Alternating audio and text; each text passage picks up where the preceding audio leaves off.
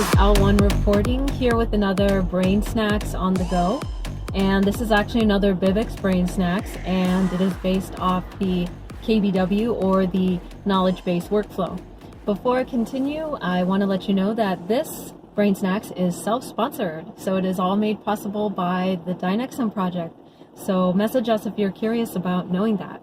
Okay, so the question has been asked for this one, the importance of a checklist. So let me go ahead and, what do I got here? I got my checklist. So first of all, let's be organized about this. What is a checklist? So a checklist, essentially, you're looking at a predetermined list of items and steps of important things that you want to cover, like concepts that actually help you get towards the goal that you predetermined ahead of time.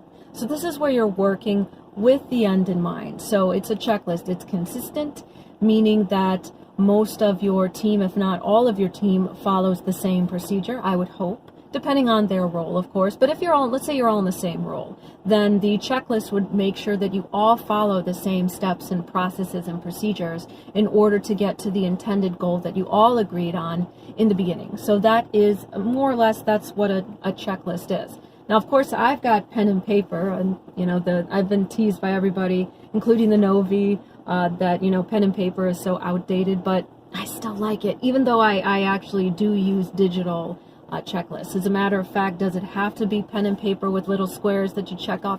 It does not.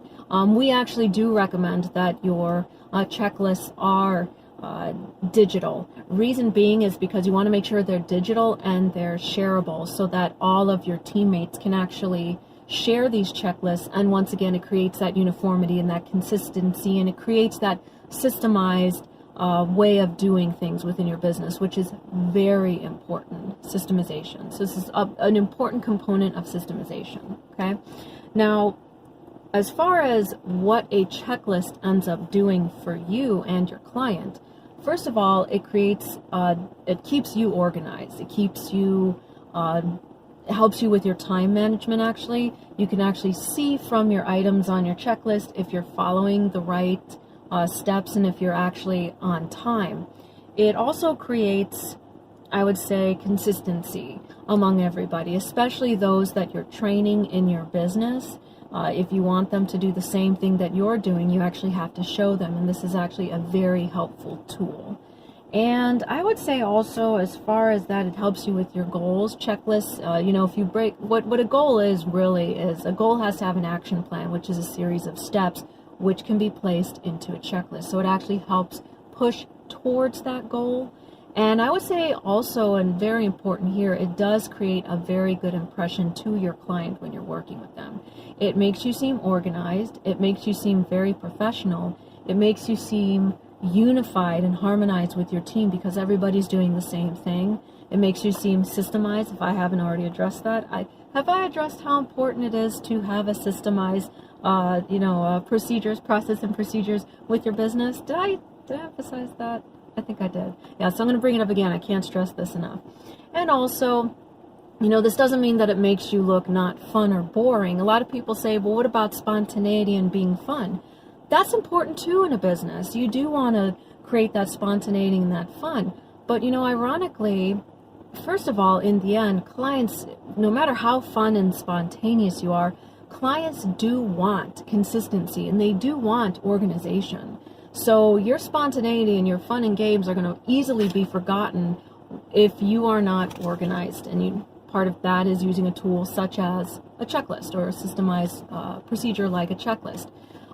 Second of all, a lot of people, especially successful business people, will say that in order to have fun, you have to plan for the spontaneity. You have to plan for that spur of the moment thing, which sounds ironic and almost contradictory, but it's not. You do have to plan for the fun.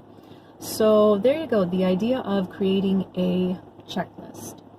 Now, what tips do you have? What works for you when it comes to a checklist? I'll just checking my checklist, and I think we've covered everything.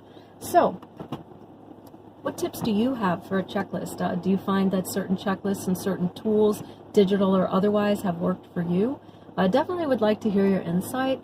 And for those of you who have been watching this consistently, thank you so much. This definitely would not have been possible without your consistent watching and without your consistent questions or your persistent questions. You guys are persistent, so I like that.